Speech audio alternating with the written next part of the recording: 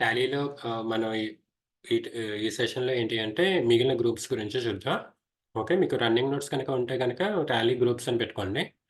So, ఈ groups అనేవి మనకెలా యూజ్ అవుతాయి అనంటే, మనం ఇక్కడ ఏ అకౌంట్ క్రియేట్ చేసినా ఫర్ ఎగ్జాంపుల్ నేనిక్కడ సాలరీ అకౌంట్ అనేది క్రియేట్ చేశాను. ఓకే. సాలరీ అకౌంట్ అనేది క్రియేట్ చేసిన తర్వాత ఆల్రెడీ ఆ నేమ్ ఉంది. ఒక నిమిషం.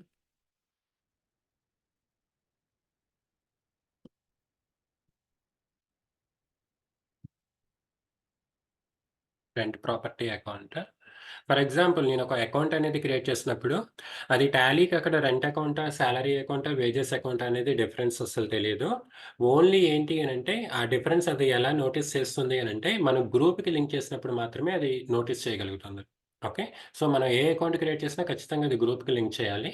సో, ఏ గ్రూప్‌లో ఏ ఏ అకౌంట్స్ మనం లింక్ చేయాలనేది మనం తెలుసుకోవాలి. ఓకే. సో, ఆల్రెడీ ప్రీవియస్‌గా నేను కరెంట్ లయబిలిటీస్ వరకు చెప్పాను కాబట్టి, నెక్స్ట్ గ్రూప్స్ గురించి చూద్దామండి. డిపాజిట్స్ అనమాట.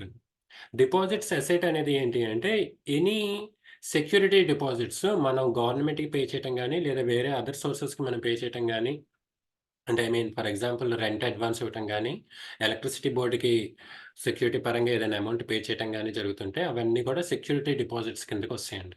ఆ అకౌంట్స్ అన్నీ గూడా ఈ డిపాజిట్స్ అసెట్ గ్రూప్‌కి మనం లింక్ చేయడం జరుగుతుంది. ఓకే.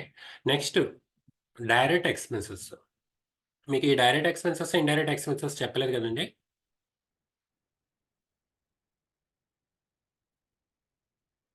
చెప్పలేదు సార్. ఓకే.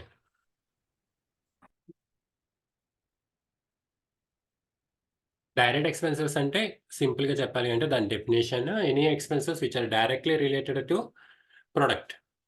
ఇండైరెక్ట్ ఎక్స్‌పెన్సెస్ అంటేనేమో సింపుల్ అదే definition any expenses which are indirectly related to product. Definition పరంగా చూసుకుంటే సింపుల్ డెఫినిషనే. కానీ దాని యొక్క మీనింగు డైరెక్ట్ ఎక్స్‌పెన్సెస్‌కి, ఇండైరెక్ట్ ఎక్స్‌పెన్సెస్‌కి ఉన్న డిఫరెన్స్ ఏంటి అనేది నేను చెప్తాను చూడండి.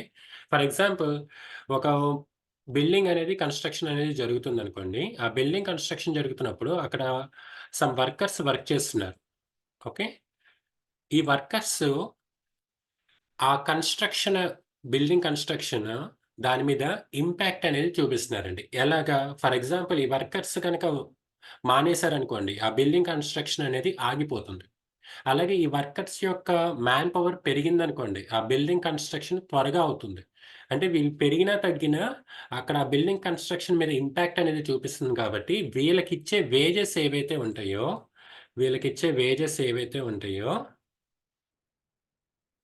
ఓకే. వీళ్ళకిచ్చే వేజెస్ ఏవైతే ఉంటాయో, అవి డైరెక్ట్‌లీ రిలేటెడ్ అనమాట అండి. దాన్ని మనం డైరెక్ట్ ఎక్స్‌పెన్సెస్ అని అంటాం. అంటే ఒక ప్రొడక్షన్ మీద డైరెక్ట్‌గా ఇంపాక్ట్ అనేది చూపిస్తుంటే గనక వాటిని మనం డైరెక్ట్ ఎక్స్‌పెన్సెస్ అంటాం. ఫర్ ఎగ్జాంపుల్ ఇక్కడ నేను టాలీ కోర్స్ మీకు చెప్తున్నాను. అంటే ఇక్కడ టాలీ అనేది ఒక ప్రొడక్ట్ అనుకుంటే, నాకయ్యే ఎక్స్‌పెన్సెస్ ఫర్ ఎగ్జాంపుల్ నా ఇన్‌స్టిట్యూట్‌కి నాకిచ్చే సాలరీ గాని ఏమవుతుంది అనంటే డైరెక్ట్ ఎక్స్‌పెన్సెస్ అవుతుంది. ఎందుకు? ఫర్ ఎగ్జాంపుల్ నేనిక్కడ యాస్ ఎ ఫ్యాకల్టీగా ఆ రోజు రాలేదనుకోండి. ఆ రోజు క్లాస్ ఆగిపోతుంది గదా! ఆ రోజు క్లాస్ అయిపోతే టాలీ అనే ఒక ప్రొడక్ట్ కోర్సు డిలే అవుతుంది గదా! అంటే ఇక్కడ ఎవరైతే ఫ్యాకల్టీస్ ఉన్నారో వాళ్ళు టాలీ అనే ఒక ప్రొడక్ట్ మీద డైరెక్ట్ ఇంపాక్ట్ అనేది చూపిస్తున్నారనమాట. సో, అక్కడ ఒక ఇన్‌స్టిట్యూట్‌లో ఫ్యాకల్టీస్‌కి ఇచ్చే సాలరీస్ ఏవవుతాయి అంటే డైరెక్ట్ ఎక్స్‌పెన్సెస్ అవుతాయి. ఎందుకంటే వాళ్ళు రావటం మానేసినా ఆ టాలీ కోర్స్ అనేది డిలే అవుతుంది కాబట్టి. అదే ఫర్ ఎగ్జాంపుల్ ఆ ఇన్‌స్టిట్యూట్‌లో వర్క్ చేసే ప్యూన్ గాని, వాచ్‌మెన్ గాని, సెక్యూరిటీస్ గాని ఎవరైనా ఉన్నారనుకోండి. వాళ్ళకిచ్చే సాలరీస్ ఏమవుతాయంటే ఇండైరెక్ట్ ఎక్స్‌పెన్సెస్ అవుతాయి. ఎందుకు? వాళ్ళు వచ్చినా రాకపోయినా అక్కడ క్లాస్ అనే దాని మీద ఇంపాక్ట్ అనేది చూపిచ్చు. ఫర్ ఎగ్జాంపుల్ నా ఇన్‌స్టిట్యూట్‌లో ఈరోజు ఒక వాచ్‌మెన్ రావాల్సిన పర్సన్ మానేసాడనుకోండి. దానివల్ల మీ క్లాస్ ఏమి ఆగిపోతుందా? ఆగిపోదు. అక్కడ ఫ్యాకల్టీ రాకపోతే ఆగిపోతుంది గానీ, వాచ్‌మెన్, సెక్యూరిటీ రాకపోతే ఎందుకు ఆగిపోతుంది? ఓకే. సో, వాళ్ళకిచ్చే సాలరీస్ అనేవి ఇండైరెక్ట్ ఎక్స్‌పెన్సెస్ అవుతాయండి. ఎవరైతే డైరెక్ట్‌లీ ప్రొడక్ట్‌కి డైరెక్ట్‌గా రిలేటెడ్ అయి ఉంటారో అంటే ఇన్ మీనింగ్ చెప్పాలి అనంటే దాని మీద ఇంపాక్ట్ అనేది చూపిస్తారో అవన్నీ గూడా డైరెక్ట్ ఎక్స్‌పెన్సెస్ అవుతాయి. ఓకే. సో, డైరెక్ట్ ఎక్స్‌పెన్సెస్‌కి, ఇండైరెక్ట్ ఎక్స్‌పెన్సెస్‌కి ఇది relation.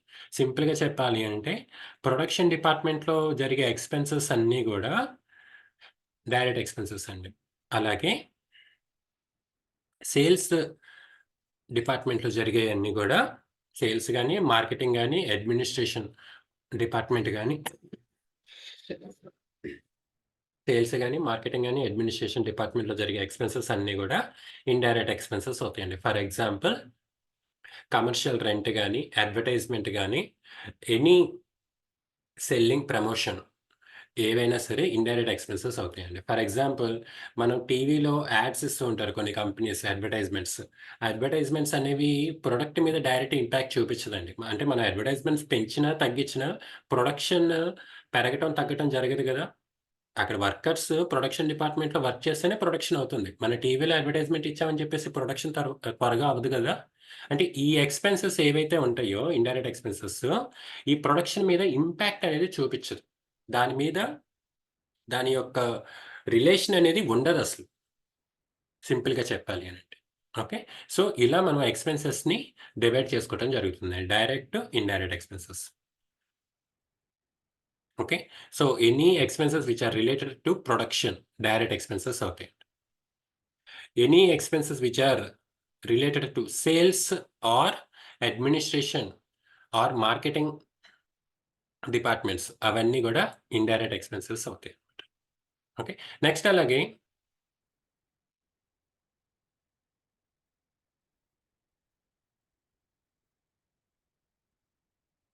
Direct income, indirect income.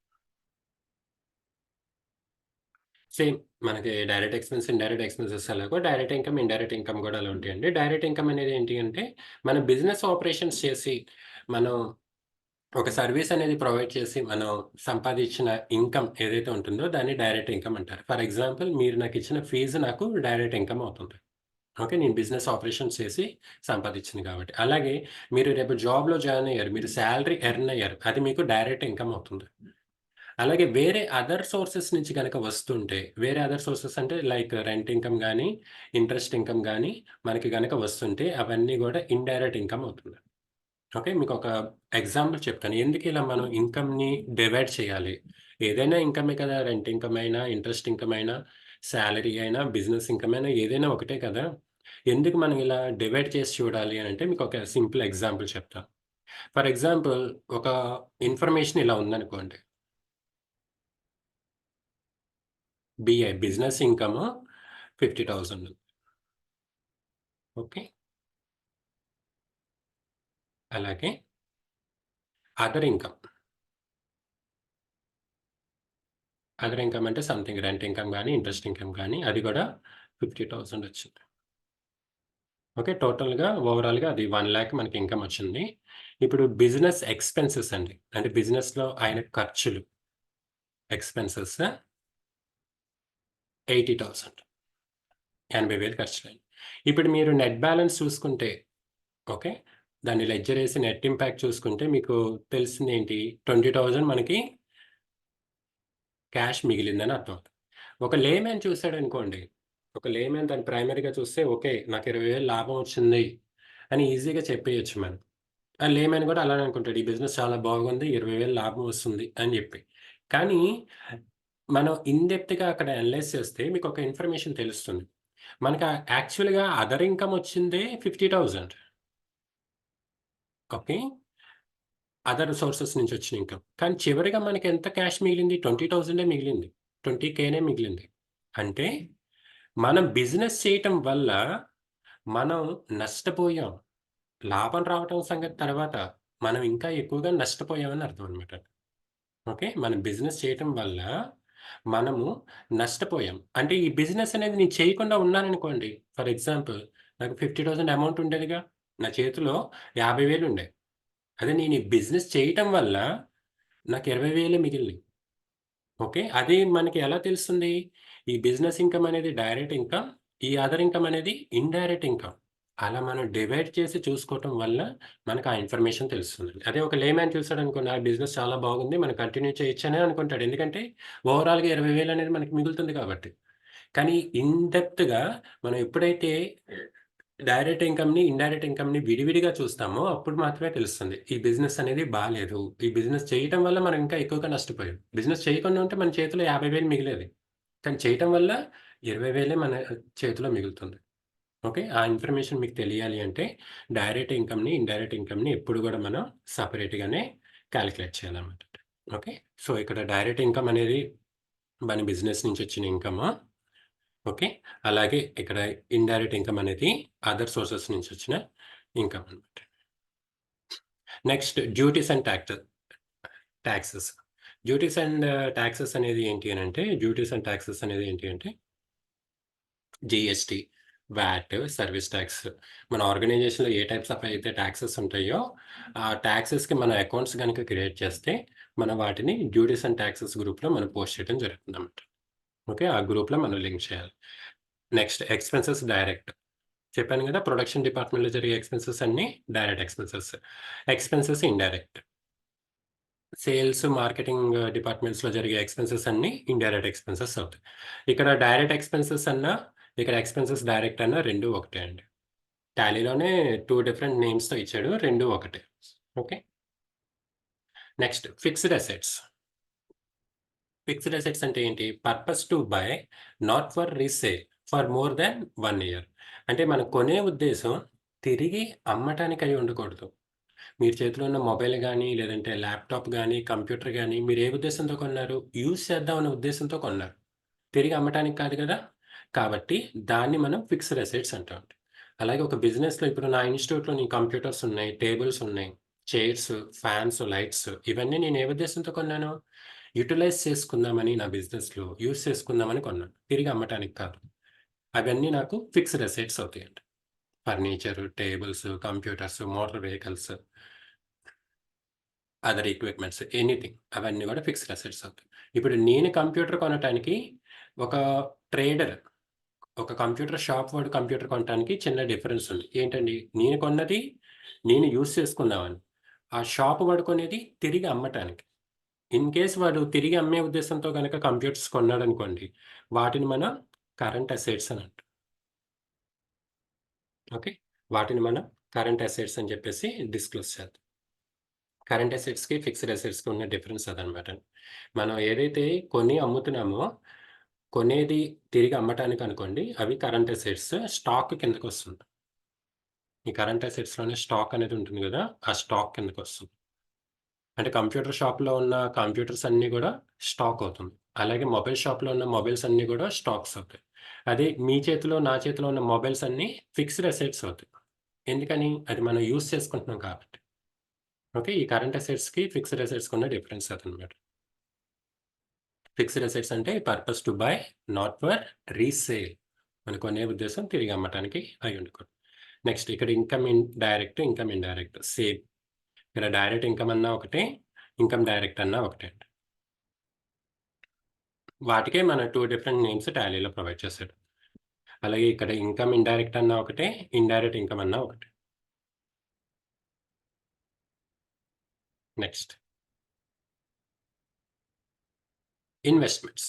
Investments అంటే ఏంటి అండి? పెట్టుబడులు. మనం ఏదైనా ఒక ల్యాండ్ మీద గాని, లేదంటే ఒక షేర్స్ మీద గాని, లేదంటే వేరే కంపెనీలో గాని మనం పెట్టుబడులు పెడుతుంటే అవన్నీ గూడా ఇన్వెస్ట్‌మెంట్స్ గ్రూప్స్‌లోకొస్తాయండి. ఫర్ ఎగ్జాంపుల్ నా ఇన్‌స్టిట్యూట్‌లో నాకు ఈ ఏడాది లాభాలొచ్చినియనుకోండి. ఆ లాభాల్లో నేనేమి చేయొచ్చు? ఒకటి నా పర్సనల్ యూజ్ కోసం యూజ్ చేయొచ్చు. 2 నా ఇన్‌స్టిట్యూట్‌లోనే తిరిగి పెట్టుబడి పెట్టొచ్చు. 3 ఈ వచ్చిన లాభాల్ని వేరే ఇన్‌స్టిట్యూట్‌లో నేను పెట్టుబడి పెట్టొచ్చు. అంటే వేరే ఇన్‌స్టిట్యూట్‌ని కొనటం గాని, లేదా వేరే స్థలాలు కొనటం గాని, వేరే షేర్స్ కొనటం గాని నేను చేయొచ్చనమాట. ఓకే. అది investments. Next loans and advances. బ్రాకెట్‌లో అక్కడ అసెట్ అని ఇచ్చాడు చూసారా? లోన్స్ అంటే అప్పు. అసెట్ అంటేనేమో ఆస్తి. అప్పు బ్రాకెట్‌లో ఏమో ఆస్తి ఏంటి అంటే ఫర్ ఎగ్జాంపుల్ ఒక ఏ లిమిటెడ్ అనే ఒక కంపెనీ ఉందనుకోండి. ఈ కంపెనీలో కొంతమంది ఎంప్లాయీస్ వర్క్ చేస్తున్నారు. ఓకే. ఇప్పుడు ఈ కంపెనీ ఈ పర్సన్స్‌కి అడ్వాన్స్ సాలరీ అనేది పే చేసిందనుకోండి. Advance salary. అడ్వాన్స్ సాలరీ అంటే మీరు మా కంపెనీలోకొస్తే ఒక 6 నెలల సాలరీ ముందుగా మేము పే చేస్తాము. ఓకే. మీరు మా కంపెనీలోకొస్తే ఒక 3 మంత్స్ సాలరీ ముందుగా పే చేస్తాము. అది అడ్వాన్స్ సాలరీ అవుతుంది.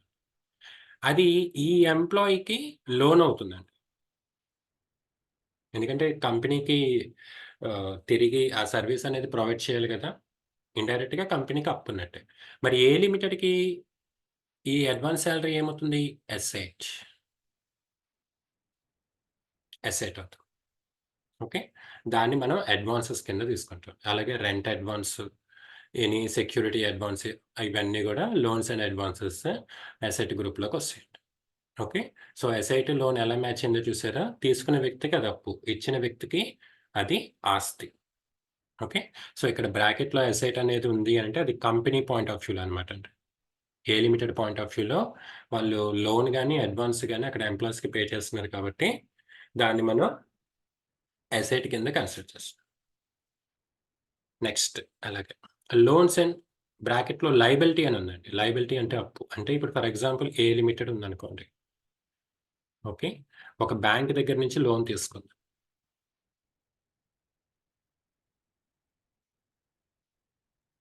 బ్యాంక్ దగ్గర నుంచి లోన్ తీసుకుందనుకోండి. ఆ లోన్ ఏమవుతుంది? లోనే అవుతుంది. ఆల్‌వేస్‌గా అది లయబిలిటీ అవుతుంది. అప్పు. ఓకే. బ్యాంక్‌కది అసెట్. మనకి బ్యాంక్ వాడు లోన్ ఇచ్చాడు. మనకి అది అప్పవుతుంది. బ్యాంక్ వాడికి ఏమవుతుంది? ఆస్తి. అందుకే మనం తిరిగి రీపే చేయలేదనుకోండి వాడు అడుగుతాడుగా. ఎందుకని అడుగుతున్నాడు? వాడి ఆస్తి కాబట్టి. ఓకే. సో, లోన్స్ లయబిలిటీ గ్రూప్‌లో ఏమన్నా షార్ట్ టర్మ్ లోన్స్ గాని, బ్యాంక్ లోన్స్ గాని ఇవన్నీ గూడా ఈ గ్రూప్‌లో లింక్ చేస్తాం. నెక్స్ట్ మిస్‌లేనియస్ ఎక్స్‌పెన్సెస్ బ్రాకెట్‌లో అసెట్ అండి. మిస్‌లేనియస్ ఎక్స్‌పెన్సెస్ బ్రాకెట్‌లో అసెట్ ఏంటి అంటే, మనకి ప్రిలిమినరీ ఎక్స్‌పెన్సెస్, అలాగే పెటీ క్యాష్ ఎక్స్‌పెన్సెస్ ఇవన్నీ గూడా మనకి ఈ గ్రూప్‌లో వస్తాయండి. ఓకే. అంటే చిల్లర ఖర్చులు, కంపెనీ స్టార్ట్ అవ్వకముందు అయిన ఖర్చులు. కంపెనీ స్టార్ట్ అవ్వకముందు అయిన ఖర్చులేంటి? కంపెనీ స్టార్ట్ అవ్వకముందు గూడా ఖర్చులవుతాయా? అవుతాయి. ఏం ఖర్చులు అంటే, ఇప్పుడు ఫర్ ఎగ్జాంపుల్ నేనిక్కడ మ్యాట్రిక్స్ అనే ఒక ఇన్‌స్టిట్యూట్ స్టార్ట్ చేస్తున్నాననుకోండి. ఓకే. కొత్తగా. ఇది రిజిస్ట్రేషన్ చేపించుకోవాలంటే రిజిస్ట్రేషన్ కాస్ట్ అవుతుందిగా. అలాగే కంపెనీ స్టార్ట్ అవ్వకముందు నేను కొంత క్యాబినెట్స్ గాని, టేబుల్స్ గాని వీటిని కొనాల్సుంటుంది. అంటే ఫర్నిచర్ సెటప్ ఇదంతా గూడా నేను చేసుకోవాలి. ఇన్‌స్టిట్యూట్ రన్ చేయాలి అనంటే. దానికి ఎక్స్‌పెన్సెస్ అవుతాయిగా. లీగల్ డాక్యుమెంట్స్, లీగల్ చార్జెస్ అవుతాయి. అంటే ఒక అడ్వొకేట్‌కి ఏమన్నా ఫీస్ పేమెంట్స్ చేయాలనుకుంటే అది గూడా చార్జెస్ అవుతాయి. అప్పటికి నా కంపెనీ స్టార్ట్ అయిందా? స్టార్ట్ అవ్వలేదు. అది కంపెనీ స్టార్ట్ అవ్వటానికే నేను ఈ ఖర్చులు ఎక్స్‌పెండిచర్ అనేవి స్పెండ్ చేస్తున్నాను. నాకు కొన్ని ఖర్చులవుతున్నాయి. ఫర్ ఎగ్జాంపుల్ రిజిస్ట్రేషన్ చార్జెస్ గానీ, ల్యాండ్ చార్జెస్ గానీ, లేదంటే అక్కడ ఇన్‌ఫ్రాస్ట్రక్చర్ అంటే ఫర్నిచర్ అనేది సెటప్ చేయడానికి అయిన ఎక్స్‌పెన్సెస్ గానీ, అక్కడ పే చేసే ఎలక్ట్రిసిటీ బోర్డ్ వాళ్ళకి ఏమైనా కరెంట్ సెక్యూరిటీ పేమెంట్స్ గానీ, ఇవన్నీ గూడా నాకేమవుతాయనంటే ప్రిలిమినరీ ఎక్స్‌పెన్సెస్ అంటారు. అంటే కంపెనీ స్టార్ట్ అవ్వకముందే అయిన ఖర్చులు. ఓకే. అవన్నీ గూడా మనకి మిస్‌లేనియస్ ఎక్స్‌పెన్సెస్ అసెట్ గ్రూప్‌లోకొస్తాయి. అవి ఎలా కాలిక్యులేట్ చేస్తారనేది మనకి ప్రాబ్లమ్స్‌లో వచ్చినప్పుడు నేను చెప్తానండి. ఇక్కడ చెప్తే కొంచెం లిటిల్ బిట్ కన్‌ఫ్యూజ్ అయ్యే ఛాన్స్ ఉంది. ఓకే. సో, మిస్‌లేనియస్ ఎక్స్‌పెన్సెస్‌లో పెటీ క్యాష్ ఎక్స్‌పెన్సెస్ గాని, అలాగే ప్రిలిమినరీ ఎక్స్‌పెన్సెస్ గాని ఆ గ్రూప్‌లోకొస్తాయి. Next provisions. ప్రొవిజన్స్ అనేది ఏంటి అనంటే ముందు జాగ్రత్త. దాని తెలుగు మీనింగ్ ముందు చూపు. అంటే మన భవిష్యత్తులో వచ్చే నష్టాన్ని ముందుగానే మనం కాలిక్యులేట్ చేసుకొని, ఈరోజు దాన్ని డిస్‌ప్లే చేసి చూపిస్తున్నాం అనమాట అండి మన బ్యాలెన్స్ షీట్‌లో. అంటే ఫర్ ఎగ్జాంపుల్ మొండి బకాయిలున్నాయనుకోండి. ఓకే. ఒక బ్యాంక్ వాడు 100,00,00,000 వరకు లోన్‌లు ఇచ్చాడు అందరికి. ఖచ్చితంగా ఆ 100,00,00,000 రికవరీ అవుతాయని గ్యారంటీ లేదు కదండీ! అలాంటప్పుడు, అలాంటప్పుడు బ్యాంక్ వాళ్ళు ఏం చేస్తారు, లాస్ట్ ఇయర్‌లో ఎంతైతే మొండి బకాయిలు జరిగినాయో, ఆ అమౌంట్ వరకు, ఆ పర్సెంటేజ్ వరకు వాళ్ళేం చేస్తారు అనంటే, ఆ పర్సెంటేజ్ వరకు వాళ్ళు ఒక 5% ప్రొవిజన్ అనేది క్రియేట్ చేస్తారు. అంటే ఫర్ ఎగ్జాంపుల్ ఇది బ్యాలెన్స్ షీట్ అనుకోండి. ఓకే. ఇక్కడ లోన్స్ ఇచ్చాడు. బ్యాంక్ వాడు లోన్స్ ఇస్తే బ్యాంక్ వాడికి అది అసెట్స్ అవుతుందండి. అదొకటి గుర్తుపెట్టుకోవాలి. బ్యాంక్ వాడు లోన్స్ ఇచ్చాడు గదా! అది లోన్ కిందకొస్తుంది గదా! అని అనుకోకూడదు. ఓకే. బ్యాంక్ వాడు లోన్స్ ప్రొవైడ్ చేసినప్పుడు అది అసెట్ అవుతుంది. ఫర్ ఎగ్జాంపుల్ 100,00,00,000 అనుకోండి. లాస్ట్ ఇయర్ డేటా ప్రకారం ఒక 5% మొండి బకాయిలున్నాయి బ్యాడ్ డెట్స్. దానికి మనం లయబిలిటీ సైడ్ ఏం చేస్తాము అనంటే, ప్రొవిజన్ ఫర్ బ్యాడ్ డెట్స్ అని జెప్పి ఒక అకౌంట్ క్రియేట్ చేసి, provision for bad debts. Bad debts అంటే మొండి బకాయిలు. 5,00,00,000. ఓకే. అంటే నెట్ ఇంపాక్ట్ ఎంత ఉందండి? 100లో 5 తీసేస్తే 95. అంటే ఇంతవరకు రికవరీ అవ్వటానికి ఎక్కువ శాతం ఛాన్సెస్ ఉన్నాయని అర్థం. ఎందుకు ఈ నష్టాన్ని అంటే భవిష్యత్తులో ఫ్యూచర్‌లో జరిగే లాస్‌ని ముందుగానే మనం ఎందుకు రికగ్నైజ్ చేయాలి అనంటే, అది ఇన్‌కమ్ టాక్స్ రూల్ అనమాట. అంటే కంపెనీలో పెట్టుబడి పెట్టే పెట్టుబడిదారులు గాని, ఆ కంపెనీని చూసి షేర్స్ కొనేవాళ్ళు గాని చాలామంది ఉంటారు. ఇప్పుడు వాళ్ళు ఈ నష్టాన్ని గనక ఫ్యూచర్‌లో జరిగే లాస్‌ని గనక వాళ్ళు ముందు చూపించలేదనుకోండి, ఆ కంపెనీలో ఇన్వెస్ట్ చేసే ఇన్వెస్టర్స్‌కి అది చాలా లాస్ అయ్యే ఛాన్సెస్ ఉన్నాయి. ఓకే. అందుకని ఏంటి అనంటే ఇన్‌కమ్ టాక్స్ ఏమంటుంది అనంటే, మీరు ఎంతైతే లోన్స్ ఇచ్చారో లాస్ట్ ఇయర్‌లో జరిగిన మొండి బకాయిల శాతం ఎంతైతే ఉందో, ఆ పర్సెంటేజ్ వరకు ప్రొవిజన్ అనేది క్రియేట్ చేయండి. ఆ ప్రొవిజన్ ప్రకారం మిగిలిన అమౌంట్‌ని మాత్రమే మీరు చూపించండి అని చెప్తుంది. ఓకే. సో, యాక్చువల్‌గా మనకి ఇంత ఇన్ డెప్త్‌గా వెళ్ళవండి. బట్ నేను చెప్పాలి కాబట్టి చెప్తున్నాను. మనం రెగ్యులర్‌లో జాబ్ చేసేటప్పుడు గాని, మనం ఎంట్రీస్ ఏసేటప్పుడు గాని, అంత ఇన్ డెప్త్ ఎంట్రీస్ అనేవి రావు టాలీలో. బట్ నేను చెప్పాలి కాబట్టి చెప్తున్నాను. Okay. Next purchase accounts. Purchase accounts అనేది ఏంటి అనంటే, ఈ పర్చేజ్ అకౌంట్స్ కింద పర్చేజ్ ఆర్డర్, క్యాష్ పర్చేజెస్, అలాగే క్రెడిట్ పర్చేజెస్, అలాగే పర్చేజ్ రిటర్న్స్. ఈ 4 టైప్ ఆఫ్ డాక్యుమెంట్స్ ఈ 4 టైప్ ఆఫ్ అకౌంట్స్ మనం పర్చేసింగ్ అకౌంట్ గ్రూప్‌లో లింక్ చేస్తాం. పర్చేజ్ ఆర్డర్ అంటే మనం ఏదైనా వస్తువుని కొనేటప్పుడు ఆర్డర్ పెట్టడం అనమాటండి. మన అమెజాన్‌లో ఒక ప్రొడక్ట్ నచ్చిందనుకోండి, మనం ఆర్డర్ పెట్టి తెప్పించుకుంటాం కదా! అలాగే కంపెనీస్ ఏం చేస్తాయంటే వాళ్ళకి కావాల్సిన ప్రొడక్ట్‌ని కా పర్టిక్యులర్ కంపెనీలో ఆర్డర్ పెడుతుందనమాటండి. సింపుల్‌గా చెప్పాలంటే మీరిక్కడ టాలీ కోర్స్ జాయిన్ అయ్యారు. ఫస్ట్ ఎంక్వైరీ చేశారు. ఆ తర్వాత నేను డీటెయిల్స్ చెప్పిన తర్వాత ఓకే అనుకున్నప్పుడు మీరు పర్చేజ్ ఆర్డర్ పెట్టారనమాట. ఓకే. నేనిట్లా జాయిన్ అవుతున్నాను అని చెప్పి ఒక ఆర్డర్ పెట్టారు. ఆ ఆర్డర్‌ని నేను మీకు డెలివరీ చేస్తా. ఓకే. అంటే ఇది ఇక్కడ సర్విస్ ఓరియెంటెడ్ కాబట్టి మనకు ఆర్డర్, డెలివరీ అంటే కన్‌ఫ్యూజన్‌గా ఉంటుంది. కానీ రియల్ టైమ్‌లో ఏంటి అంటే ఒక కస్టమర్ తనకు కావాల్సిన ప్రొడక్ట్‌ని కంపెనీకి డాక్యుమెంటేషన్ రూపంలో ఒక ఆర్డర్ అనేది ప్లేస్ చేస్తాడన్నమాట. ఇదిగోండి మీ దగ్గర నేను ఇది కొంటాను అని లీగల్‌గా, జెన్యూన్‌గా తను చెప్పటం అన్నమాట. ఓకే అండి. సో, సేమ్ అలాగే, సేమ్ అలాగే ఇక్కడ సేల్స్ అకౌంట్ ఉంది చూసారా? పర్చేజెస్ అకౌంట్‌లో ఏవైతే purchase order, cash purchases, credit purchases వచ్చినాయో, పర్చేజ్ రిటర్న్స్ అలాగే సేల్స్ అకౌంట్స్‌లో sales order, cash sales. Cash sales అంటే మనం డబ్బులు తీసుకొని అమ్ముతున్నాం అనమాటండి. క్రెడిట్ సేల్స్ అంటే అప్పు మీద అమ్ముతున్నాం. అలాగే సేల్స్ రిటర్న్ అంటే మనం కొన్న సరుకు తిరిగి రావటం. అంటే మనం ఏదైతే సరుకు అమ్మామో, గూడ్స్ సేల్ చేసామో, అది మన కస్టమర్ బాలేదని తిరిగి మనకే ఇచ్చేస్తాడు. వాటిని మనం సేల్స్ రిటర్న్స్ అంటాం. ఓకే. ఇక్కడ సేల్స్ ఆర్డరు, పర్చేజ్ ఆర్డరు ఎలా ఉంటుందో మీకు చెప్తాను చూడండి. రెండిటిని మ్యాచ్ చేసి. ఇప్పుడు కొనే వ్యక్తికి పర్చేజ్ ఆర్డర్ అండి. అదే అమ్మే వ్యక్తికి sales order. Okay. For example మీరే నా కంపెనీలో ఒక ప్రొడక్ట్ కొంటున్నారనుకోండి. మీరు ఆర్డర్ పెట్టారనుకోండి. అది పర్చేజ్ ఆర్డర్. ఓకే. నా కంపెనీకి అదేమవుతుంది? Sales order. డాక్యుమెంట్ ఒకటే. డాక్యుమెంట్ పేపర్ ఒకటే. కానీ చూసే పాయింట్ ఆఫ్ వ్యూ వేరు. మీరు కొంటున్నారు కాబట్టి పర్చేజ్ ఆర్డర్. నేను అమ్ముతున్నాను కాబట్టి సేల్స్ ఆర్డర్. ఈ 2 ఒకటే. అమ్మే వాళ్ళకి సేల్స్ ఆర్డర్, కొనే వాళ్ళకి పర్చేజ్ ఆర్డర్. అలాగే క్యాష్ సేల్స్. నాకు క్యాష్ సేల్స్ అయితే మీకు క్యాష్ పర్చేజెస్. ఓకే. మీరు డబ్బులు పెట్టి కొంటున్నారు. నేను డబ్బులకి అమ్ముతున్నాను. అలాగే క్రెడిట్ సేల్స్, క్రెడిట్ పర్చేజెస్. మీరు అప్పు మీద కొన్నారు అనే అర్థం వచ్చిందనుకోండి. దాని మీనింగ్ ఏంటి? నేను అప్పు మీద అమ్మినట్టే కదా! ఒకళ్ళ అప్పు మీద కొన్నారు అంటే ఇంకొకళ్ళ అప్పు మీద అమ్మినట్టే కదా! లాజికల్‌గా. నెక్స్ట్ అలాగే సేల్స్ రిటర్న్స్ అంటే నాకు సేల్స్ రిటర్న్స్, మీకు పర్చేజ్ రిటర్న్స్. అంటే మీరు కొన్న సరుకు తిరిగిచ్చేసారు. దానర్థం నాకు అమ్మిన సరుకు తిరిగొచ్చిందని. ఓకే అండి. అక్కడ అకౌంటింగ్‌లో ఎప్పుడు గూడా మనం ఎవరి పాయింట్ ఆఫ్ వ్యూ చూస్తున్నాం అనేది ఇంపార్టెంట్ అండి. మనం ఎప్పుడూ గూడా ఒక కంపెనీ పాయింట్ ఆఫ్ వ్యూలో చూసి, ఆ కంపెనీ పాయింట్ ఆఫ్ వ్యూలోనే ట్రాన్సాక్షన్స్ అనేవి మనం ఎంట్రీ చేయాలి. ఓకే.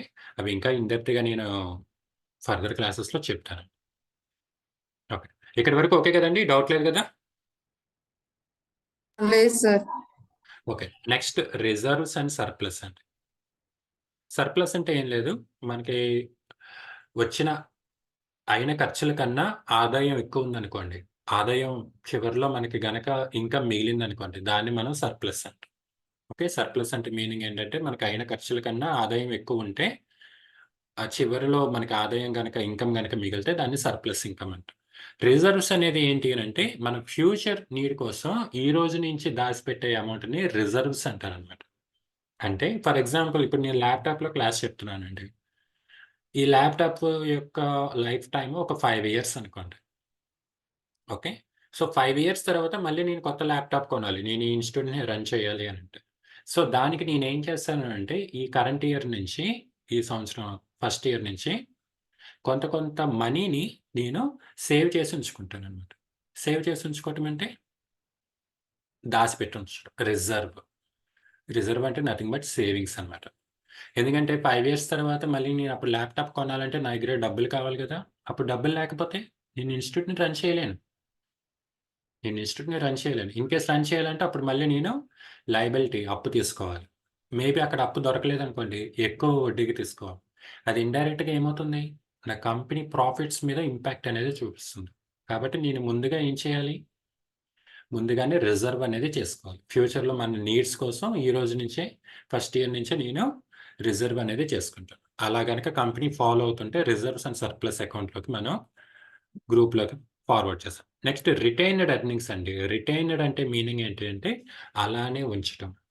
ఏంటిది మనం అలానే ఉంచటం అంటే ఒక కంపెనీలో వచ్చిన లాభాల్ని ఫర్ ఎగ్జాంపుల్ నా మ్యాట్రిక్స్ ఇన్‌స్టిట్యూట్ నేను 2,00,000 పెట్టి స్టార్ట్ చేశానండి అనుకుందాం. ఒక 30,000 ప్రాఫిట్ అనేది వచ్చింది. ఓకే. ఈ 30,000 లాభాన్ని మళ్ళీ తిరిగి నా కంపెనీలోనే ఇన్వెస్ట్ చేశాననుకోండి. వచ్చిన లాభాన్ని నా పర్సనల్ యూజ్ కోసం యూజ్ చేయలేదు. లేదా బయట ప్రొడక్ట్స్ మీద నేను ఇన్వెస్ట్ చేయలేదు. మళ్ళీ తిరిగి నా కంపెనీలోనే నేను ఇన్వెస్ట్ చేస్తున్నాననుకోండి. దాన్ని రిటైన్డ్ ఎర్నింగ్స్ అంటారు.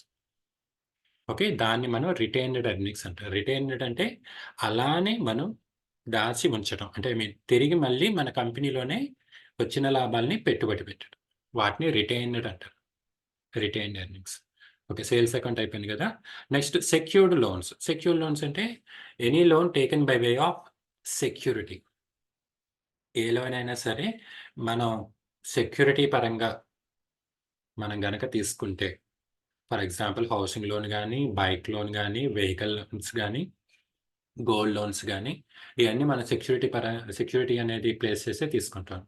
అంటే ఇక్కడ ఏంటి ఇన్ కేస్ మనం లోన్ గనక రీపే చేయకపోతే, ఆ లెండర్ ఎవరైతే ఉంటారో, అంటే మనకు అప్పిచ్చిన వ్యక్తి ఎవరైతే ఉంటారో, వాళ్ళు మన అసెట్‌ని రికవరీ చేసుకోవచ్చండి. వాటిని మనం సెక్యూర్డ్ లోన్స్ అంటాం. Okay. Next stock in hand. Stock in hand అంటే మన కంపెనీలో ఉండే స్టాక్ ఐటెమ్స్ అండి. ఫర్ ఎగ్జాంపుల్ గ్రో గ్రోసరీ స్టోర్‌లో రైస్, షుగరు, బ్లాక్ గ్రామ్ ఇలాంటి ఐటెమ్స్ ఉంటాయి. జ్యువెల్లరీ షాప్‌లో రింగ్స్, చైన్స్, బ్రాస్లెట్స్ ఉంటాయి. అలాగే textile shops fans, dress materials, shirts, T shirts ఇలాంటియన్నీ గూడా స్టాక్ ఐటెమ్స్ అవుతాయి.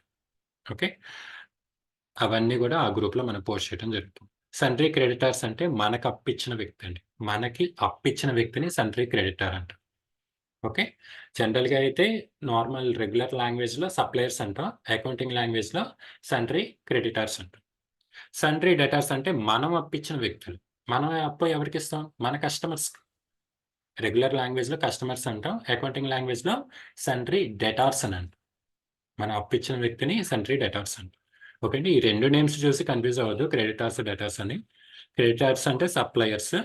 డెటార్స్ అంటే ఆ కంపెనీకున్న customers. Okay. Next suspense account. Suspense account అనేది ఏంటంటే, మీరు టాలీలో ఏదైనా అకౌంటింగ్ ఎంట్రీ పాస్ చేసినప్పుడు మీకు పూర్తి ఇన్ఫర్మేషన్ అనేది లేదనుకోండి.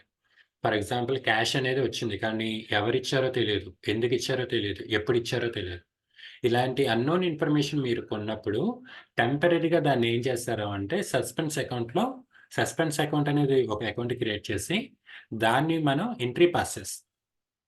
వన్స్ ఆ పూర్తి ఇన్ఫర్మేషన్ మళ్ళీ నెక్స్ట్ టైమ్ మనకి తెలియగానే ఈ సస్పెన్స్ అకౌంట్ అనేది క్యాన్సిల్ చేసేసి ఆ ఒరిజినల్ అకౌంట్‌లో మనం ట్రాన్స్‌ఫర్ చేయడం జరుగుతుందన్నమాట. ఓకే. సస్పెన్స్ అకౌంట్ అనేది ఓన్లీ టెంపరరీ అకౌంట్ అన్నమాట. పర్మనెంట్ అకౌంట్ కాదు. Temporary account. కొంతకాలం మాత్రమే అదుంటుంది. ఎందుకని? మనకి పూర్తి ఇన్ఫర్మేషన్ లేదు.